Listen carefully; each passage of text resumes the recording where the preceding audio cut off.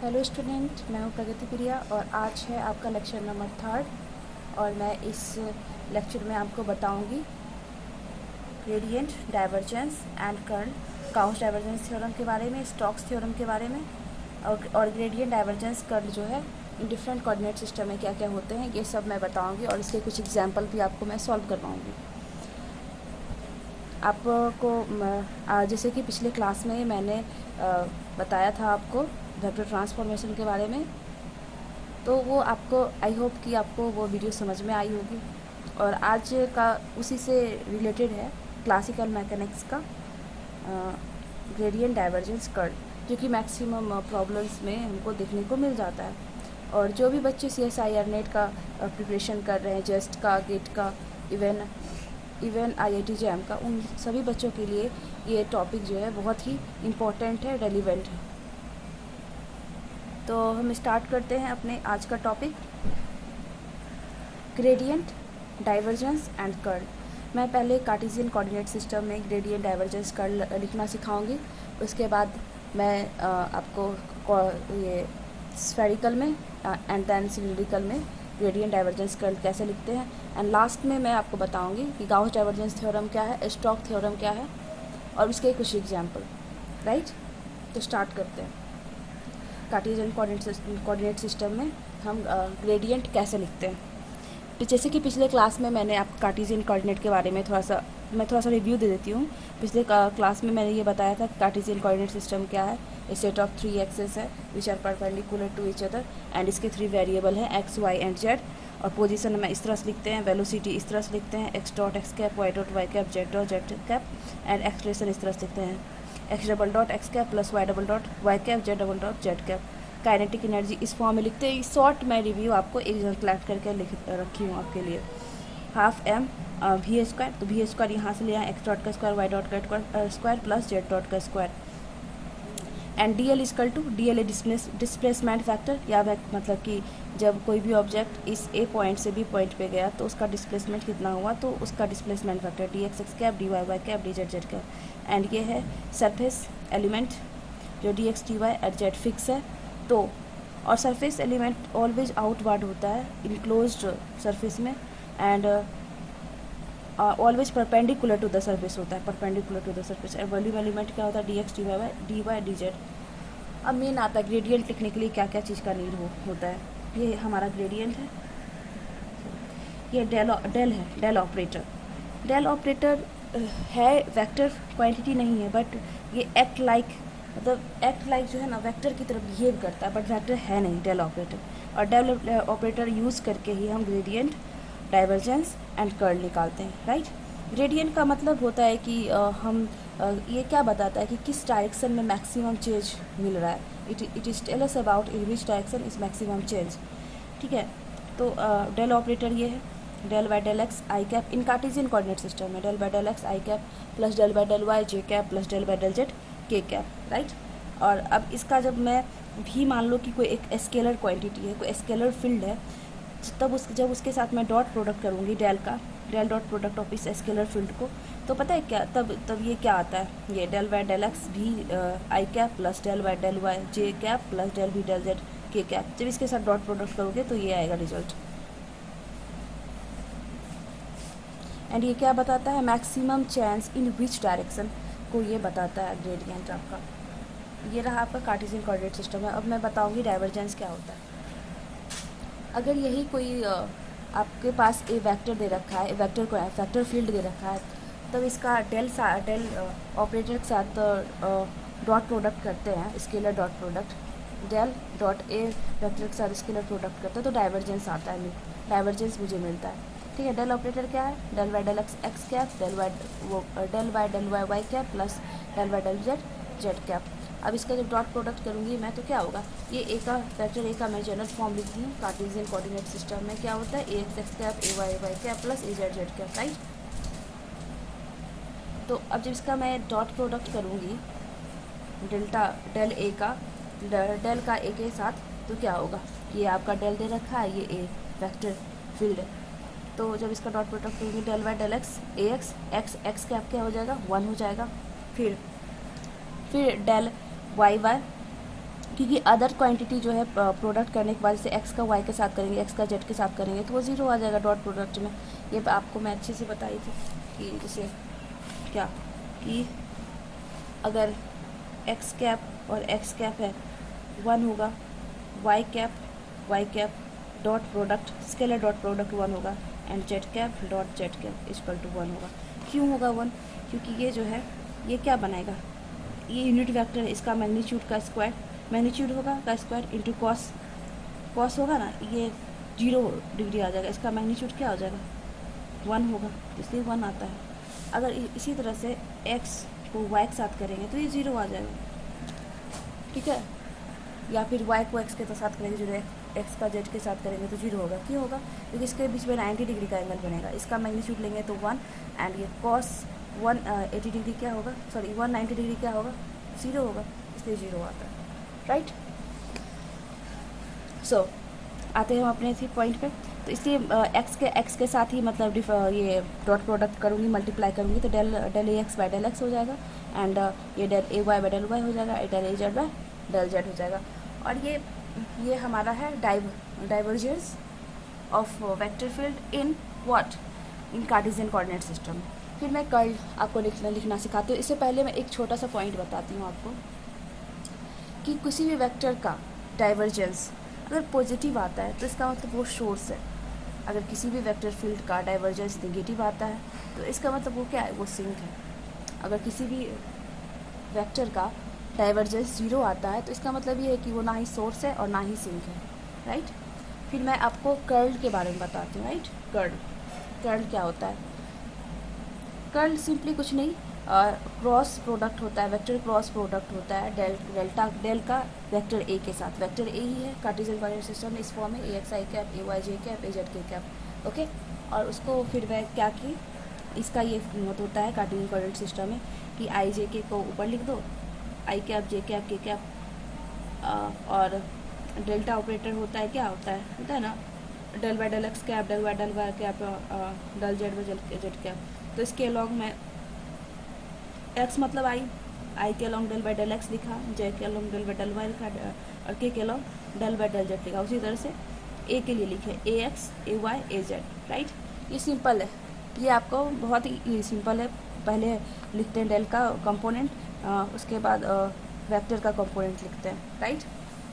इसमें भी एक इम्पॉर्टेंट पॉइंट है, हाँ, जैसा कि मैंने आपको बताया कार्टेशियन कोऑर्डिनेट सिस्टम में कर्ल क्या होता है, कर्ल का मीनिंग फिजिकल सिग्निफिकेंस क्या होता है, तो वो मैं बताती हूँ। कर्ल का फिजिकल सिग्निफिकेंस ये है कि अगर वो 0 आ जाए, डेल क्रॉस एफ एक तरह का ये टॉर्क होता है, राइट। अगर वो 0 आ जाए तो मतलब इसका इरोटेशनल होता है इसका मतलब, और वो पाथ इंडिपेंडेंट हुआ एंड उसे कंजर्व क्वांटिटी भी बोलते हैं। अगर इलेक्ट्रिक फील्ड का ही मैं एग्जांपल ले लूँ, डेल क्रॉस ई, अगर ये 0 इक्वल दे रहा है इसका वैल्यू, देन इसका मतलब ये है कि इलेक्ट्रिक फील्ड जो है कंजर्व्ड है, इलेक्ट्रोस्टैटिक फील्ड क्या है, कंजर्व्ड है, राइट। अब मैं बताऊंगी आपको स्फेरिकल कोऑर्डिनेट सिस्टम में कर्ल, ग्रेडियंट एंड डाइवर्जेंस कैसे लिखते हैं। पहले मैं ग्रेडियंट के बारे में बताऊंगी। ग्रेडियंट के बारे में आपको बताई थी क्या होता है कि मैक्सिमम चेंज बताता है किस डायरेक्शन में मैक्सिमम चेंज हो रहा है, राइट।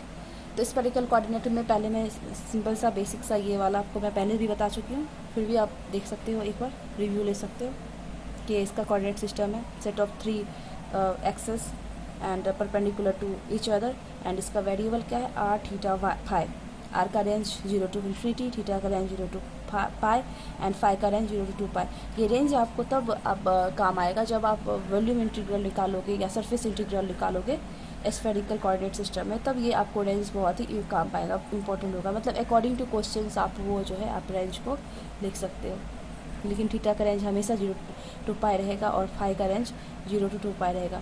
आर का रेंज कुछ भी हो सकता है, 0 टू आर हो सकता है, small r capital r, according to the question, right. And x Y Z का वैल्यू कैसे लिखते हैं वो भी मैं बताई थी आपको। एंड ये आपको बताई थी जो टेबल, ये बहुत ही इंपॉर्टेंट टेबल है वेक्टर ट्रांसफॉर्मेशन के लिए, है ना। ये जनरल फॉर्म है आपका वेक्टर फील्ड ए के लिए, एंड इसमें भी मैं आपको वेलोसिटी लिखने के लिए सिखाई हूँ, काइनेटिक एनर्जी एक्सप्रेशन कैसे लिखते हैं, सारा का सारा ये रहा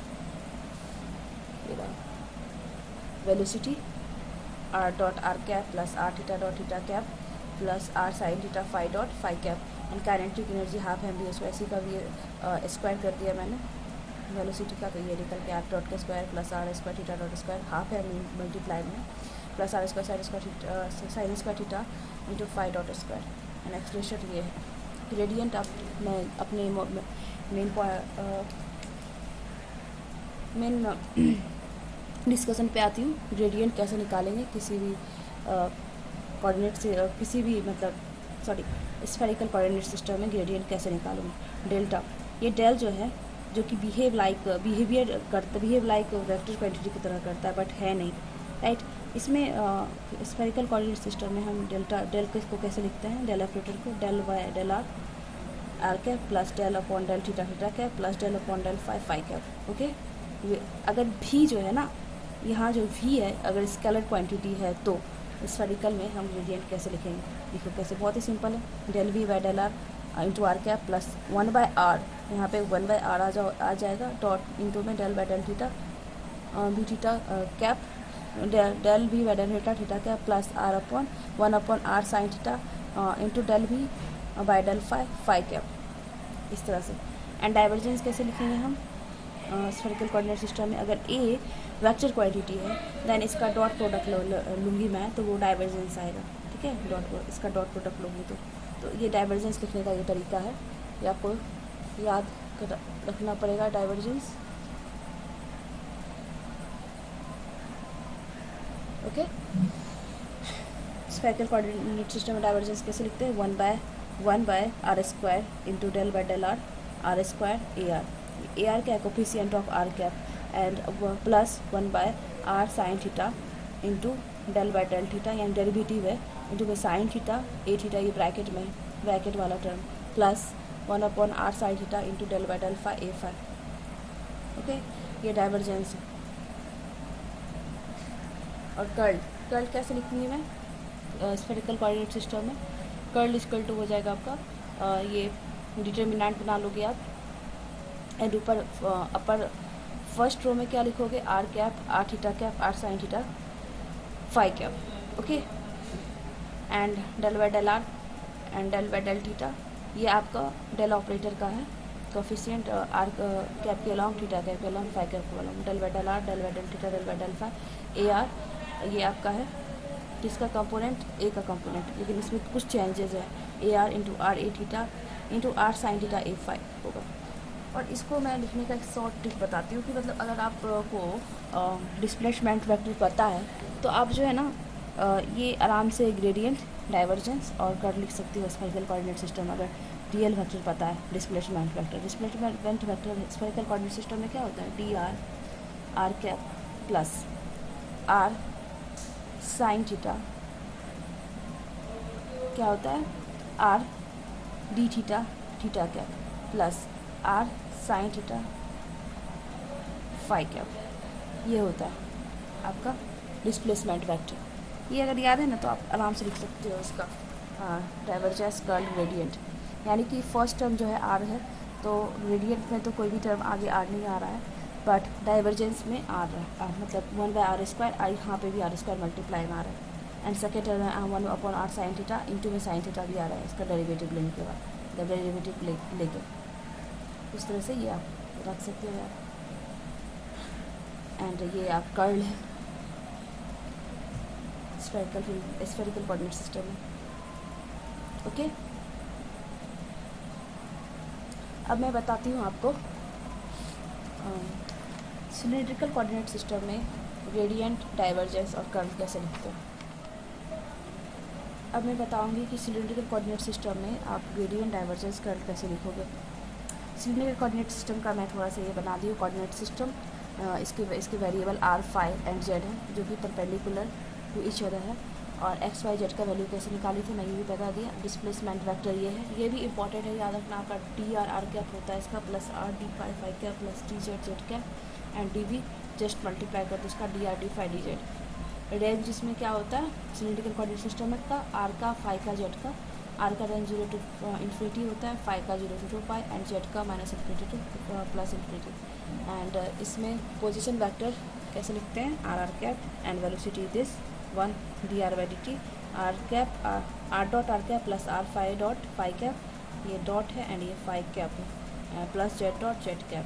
kinetic energy just half M B square, ये जस्ट इसका भी का स्क्वायर कर दो तो ये निकल गया, ये एक्सप्रेशन है। एंड ये टेबल है आपका जो मैं बताई थी वेक्टर ट्रांसफॉर्मेशन के क्लास में। अब ग्रेडियंट इसके बारे में, मैं ग्रेडियंट के बारे में बताती हूँ। इसमें भी सेम चीज़ है कि अगर ए आपका स्केलर क्वांटिटी है तो स्केलर क्वांटिटी है, और तो इसका अगर डेल के साथ डॉट प्रोडक्ट लूँगी तो क्या होगा। इसमें भी जो है ना डेल ऑपरेटर है उसको दूसरे फॉर्म में, हाँ तो ग्रेडियंट आपका कैसे लिखोगे सिलेंड्रिकल कोऑर्डिनेट सिस्टम में, बहुत ही सिंपल है। डेल ऑपरेटर का जो है कोई भी ए स्केलर क्वांटिटी है या वी स्केलर क्वांटिटी है, जैसे मैं यहाँ बताई हूँ आपको यहाँ पे। जैसे ये जो है ना डेल ऑपरेटर आप कैसे लिखोगे सिलेंड्रिकल कोऑर्डिनेट सिस्टम में, del by del are cap plus del upon del phi cap plus del upon del Z cap, इस फॉर्म में लिखोगे डेल ऑपरेटर। अगर वी स्केलर क्वांटिटी है तब इसके साथ स्केलर प्रोडक्ट करूँगी मैं, डॉट प्रोडक्ट डेल डॉट भी, तो ये फॉर्म आएगा del V by del are cap plus del V by del phi cap plus del V by del Z cap, ये आएगा। ये ग्रेडियंट है। यहाँ पे मैं क्या ए ले रही हूँ स्केलर क्वांटिटी, नो प्रॉब्लम इससे। एंड ये डाइवर्जेंस है, अगर ए ही कोई वेक्टर क्वांटिटी है उसका अगर डेल के साथ ऑपरेटर करूँगी, डेल ऑपरेटर के साथ डॉट प्रोडक्ट करूँगी तो क्या होगा, तो कुछ नहीं, सिंपली ये मैं इसका जनरल फॉर्म लिख दूँ, A R cap plus A phi cap plus A Z cap. तो इसका जब डॉट प्रोडक्ट करूँगी मैं डेल डॉट ए का, ये वेक्टर क्वांटिटी है, तो क्या आ जाएगा 1 बाय आर इंटू में del by del R into R cap plus 1 upon R del by del phi A phi plus del upon del Z A Z. A R क्या है coefficient of R cap, phi क्या है sorry A R क्या है coefficient of R cap, and phi क्या है coefficient of A phi coefficient of phi cap, and A Z coefficient of Z cap के का है। अब मैं कर्ल सिखाती हूँ आपको सिलेंड्रिकल कोऑर्डिनेट सिस्टम में कैसे लिखते हैं कर्ल। सिलेंड्रिकल कोऑर्डिनेट सिस्टम में कर्ल को हम इस प्रकार लिखते हैं 1 अपॉन आर इंटू में आर कैप प्लस, ये फर्स्ट रो में R cap R phi cap और जेड कैप लिखते हैं, एंड सेकेंड रो में जो लिखते हैं आप डेल ऑपरेटर का जो कंपोनेंट है del by del R del by del phi del by del Z, R और फाई कैप जेड कैप के लॉन्ग। फिर ये थर्ड रो में ए आर वेक्टर के ए का कंपोनेंट ए आर, लेकिन यहाँ पे आर मल्टीप्लाई हो जाता है इंटू में, एंड इंटू में ए फाई प्लस ए जेड, ये होता है आपका कर्ल। तो आई होप आप बहुत अच्छे से समझ में आया होगा आपको curl, gradient, divergence in cylindrical coordinate system में, पोलर और स्फेरिकल कोऑर्डिनेट सिस्टम में एंड पोलर कोऑर्डिनेट सिस्टम में। अब मैं बताऊंगी आपको Gauss divergence theorem and Stoke theorem, right.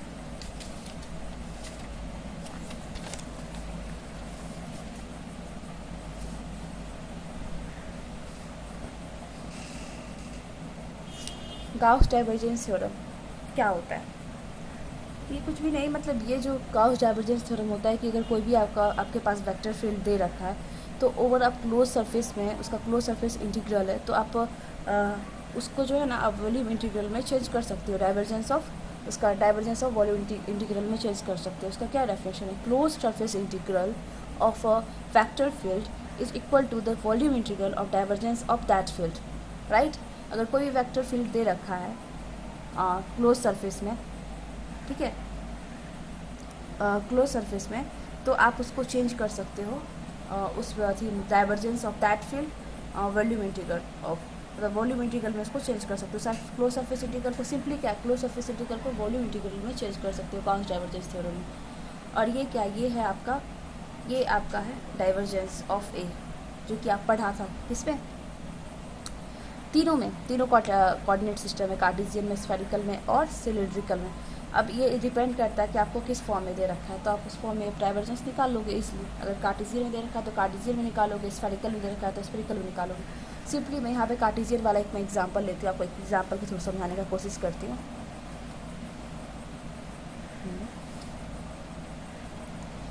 S अगर जो है, एस आपका जो है कोई S is a close surface, S is a closed surface making volume V, and n cap is a unit normal vector perpendicular to its surface, then find this। तो अब ये कैसे फाइंड करोगे, double integration R n ds, ये simply बता रहा है कि क्लोज सरफेस इंटीग्रेशन है, तो हम यहाँ पे गाउस डाइवर्जेंस यूज़ करेंगे। इसका ये आंसर मैं लिखी हूँ, ये using Gauss divergence theorem. Gauss divergence theorem क्या कहता है कि सरफेस को हम क्या कर सकते हैं, वॉल्यूम में चेंज कर सकते हैं, लेकिन हाँ कंडीशन है कि क्लोज होना चाहिए। तो डाइवर्जेंस वाले में हम चेंज कर सकते हैं volume divergence of volume integral of divergence of that field, right. तो मैं ये डाइवर्जेंस निकालना में हमारा टास्क कि डाइवर्जेंस कैसे निकालेंगे, तो मुझे दे रखा है ये चीज़। तो इसका ये हो जाएगा वॉल्यूम इंटीग्रल सरफेस से वॉल्यूम में del dot are.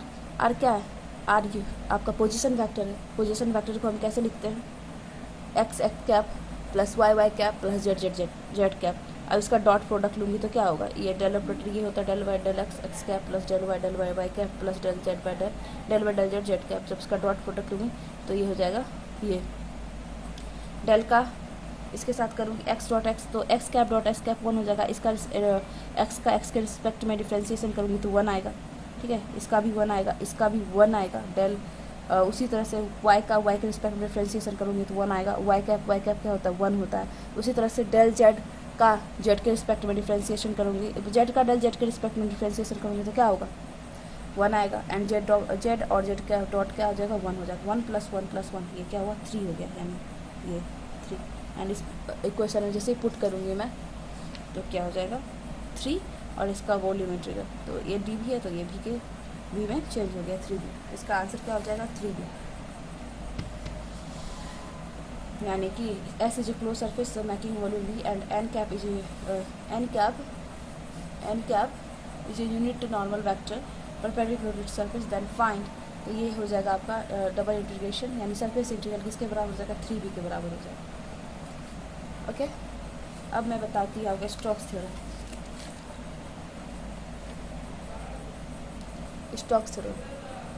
Stokes theorem क्या है, ये भी अगर लाइन क्लोज लाइन इंटीग्रल दिया है तो हम उसको सरफेस इंटीग्रल में चेंज कर सकते हैं। Surface integral of curl of that field, close line integral of a vector field over a close surface closed path is equal to the surface integral of curl of that vector field. Simple सा, अगर कोई भी आपको line integral दे रखा है और closed है तो आप सिंपली इसको कन्वर्ट कर सकते हो सरफेस इंटीग्रल में and curl of that field, right.